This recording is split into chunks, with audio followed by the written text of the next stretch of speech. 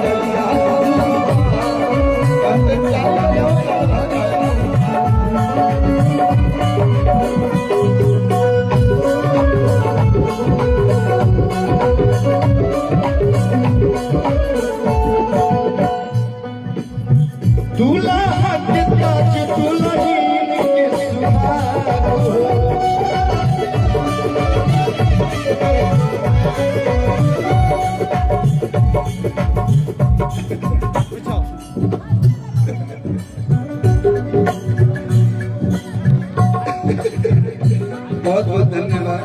लेकिन अच्छा निकल लगा। बहुत बहुत धन्यवाद, थैंक यू इतना सारा प्यार के लिए।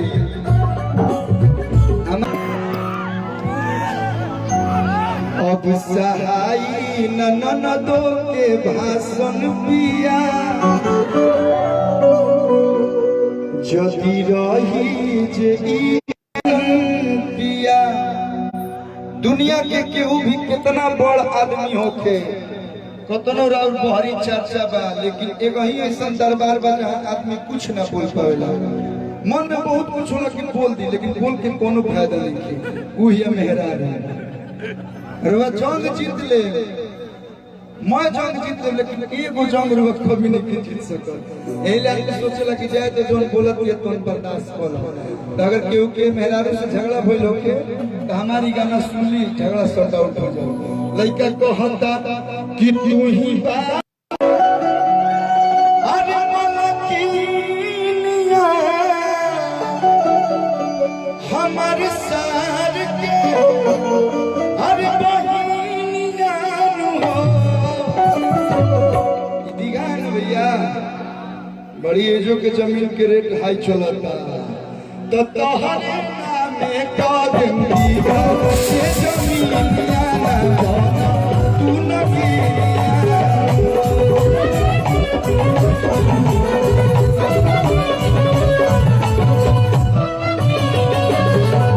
तो तोहरे नामे कदम 5 साल बाद आही बात ठीक है कि दूल्हा के ताज दुल्हीन के सुहाग हो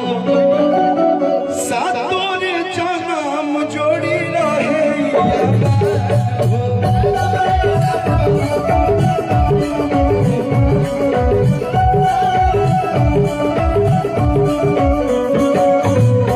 दूल्हा के ताज दुल्हीन के सुहाग हो सातों जन्म जोड़ी और जैसे आज आपने रिसेप्शन में बुलाया, हम प्रभु से यही प्रार्थना करेंगे कि हे प्रभु सोहर गावे अगला साल आवे फिर से,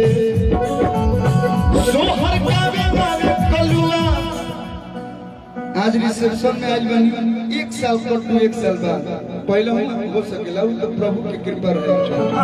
सोहर गावे आवे कलुआ अगला साल फिर से, सोहर गावे आवे कलुआ अरे अगला साल फिर से। तो नजरिया जानी लागोरा लागोहीन के नजरिया जानी लागोरा लागोहीन के नजरिया लागोरा लागोहीन के नजरिया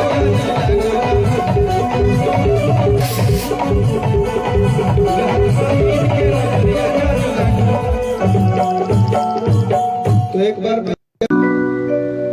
बड़ा अच्छा लगा था। बहुत कम जगह ऐसा माहौल मिलेला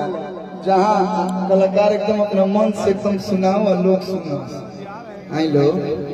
की कहिए तबे अरे निनिया तो तोहरे नाम कदम दीगा के जमीनिया न बना तू न गिरिया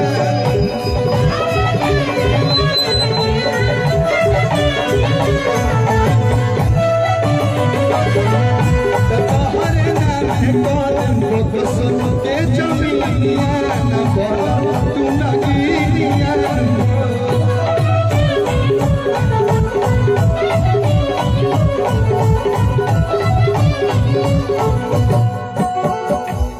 इतना सुंदर आप लग रही है सही में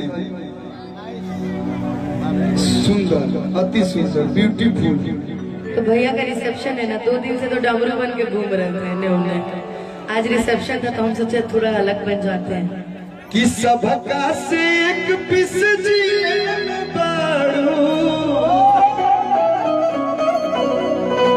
भैया ध्यान से सुनिएगा बहुत सुंदर गाना है अच्छा स्पेशली फॉर यू ठीक ठीक ठीक ठीक कि सबका से कौन भैया सबका से एक पिस जिले में बाड़ू सुघर लगत गलती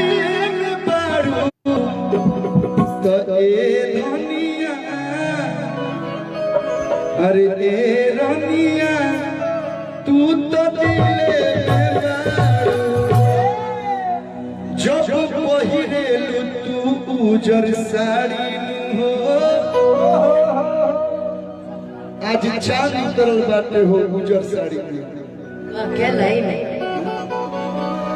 जब पहिरेलु तू उजर साड़ी हो सच कहिले लागे हम तो हदा तू हम तो हदा तू हम सुना तनु का कहता जी त कान खोली सुना आई कान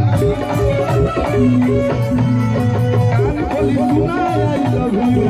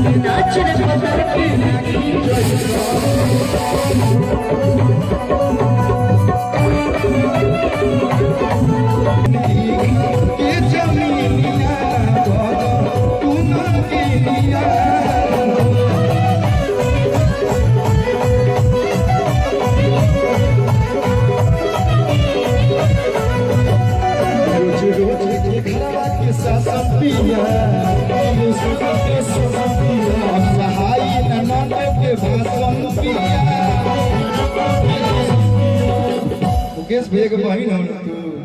बताओ स्टेज पे इतना सुनावे तो घरे कितना सुनाई रोजे रोजे के घरवा के सासन पिया हार मन टीका तो ऐसा पहले बुझा था कि दीघा के महारानी है और का कहकन बाली क्या देखता हूँ भूल जाता हूँ दीपक भैया अब सहाई ननदो के भाषण दिया जदि रही जे इहे रहनिया तो 100 घरे पाका बोलाई पर शासन दिया तो तू ही बारू घर के हमारे सार के बहिनिया हमारे सार के बहिनिया तो तोहरे नामे कदम आला के जमीनिया न तू न गिरिया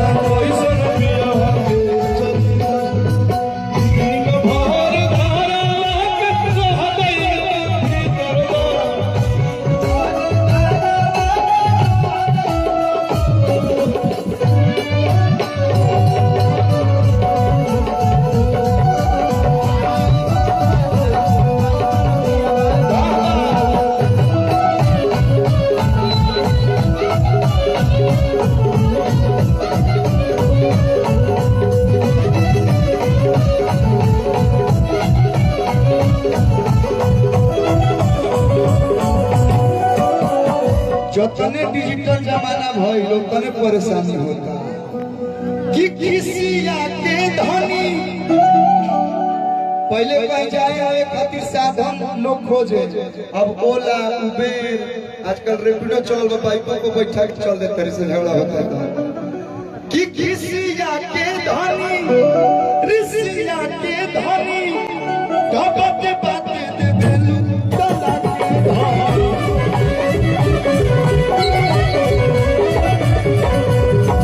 ये कह दिया जातु बनी राजा अब तो हम नहीं हर तू संभराया सुनी घर के करता हमर माथा जाला चढ़ बात लागेला जमा आज रिसेप्शन हर दुनिया रे आई कैसे अरे आप रहिए तो अच्छा रहेगा, रहिए सही कहते हैं कि कोटी अब क्या कही इतना प्यार तो कोई देता है तो जहर भी देंगे तो हम कोई देंगे। अरे यार क्या बोल रहा है, कैसे कैसे बोल देते मुंह से निकल जाता है मेरे में, क्या करना हम बोलना नहीं चाहते हैं। आप रहिए तो अच्छा रहेगा, रहिए सही कहते हैं कि कोटी कोई से राजा के तोहरा इनको भी माइक दे दीजिए। हर दुनिया रे आई कैसे सुंदर नारी हो हत बीजी पियाज तू दछिले में बारू हलास कलू के मन मंदिर में बारू त ए धनिया ए रनिया तू दछिले में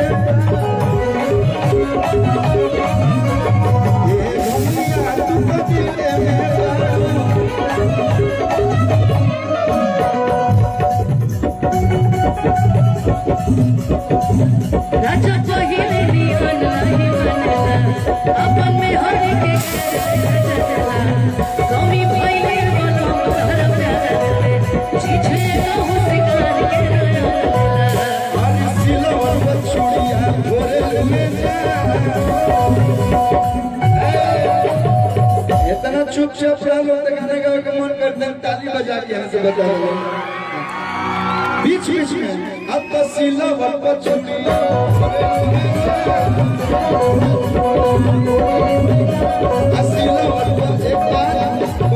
एक बात हम लोग को मालूम होगा, हम और अनुपमा जी साथ में बहुत अच्छा डांस करते थे। बियाह के पहले हम बहुत अच्छा डांस करते थे,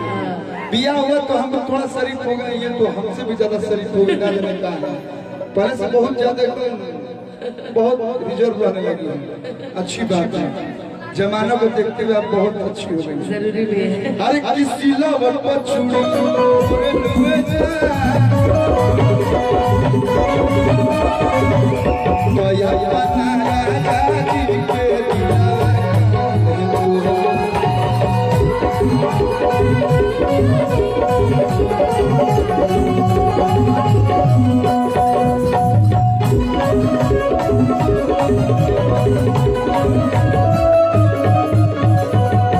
कि हम तो राजा जितना भी हमारे भाई लोग बहन लोग बियाह शादी भाई बहन ना अभी तो नहीं के भाई ना